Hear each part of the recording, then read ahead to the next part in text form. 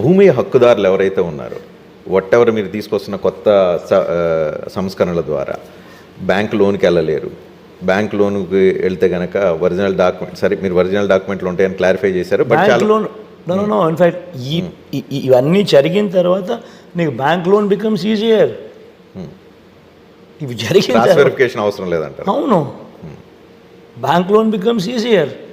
నువ్వు క్లీన్ టైటిల్తో, క్లియర్ టైటిల్తో, గవర్నమెంట్ గ్యారంటీడ్ టైటిల్తో, ఇన్సూరెన్స్ కూడా నీకు వచ్చే టైటిల్తో నువ్వు పోయి ఏ బ్యాంక్ దగ్గరికి పోయి టైటిల్ ఇచ్చినా కూడా, ఐ మీన్ అంత క్లియర్ టైటిల్స్ బ్యాంక్లో నువ్వు ప్లజ్ చేస్తూ ఉంటే banker will be more than happy. So ఈ పర్టికులర్ ఇష్యూ ఇప్పుడు ఎలక్షన్ ఎజెండాగా మారిపోయినాయి. కొన్ని గంటల్లో ఎలక్షన్ పోలింగ్కి వెళ్ళబోతున్నాయి. ఈ తరుణంలో ఓటర్ల మీద ఈ అంశం ఎంత ప్రభావితం చూపుతుంది? ఈ సందర్భంగా ఓటర్లు ఎవరైతే ఈ అంశాన్ని బేస్ చేసుకుని ఎవరైనా ఆలోచన చేస్తే వాళ్ళకి ఏం క్లారిఫికేషన్ ఇవ్వదలుచుకున్నారు?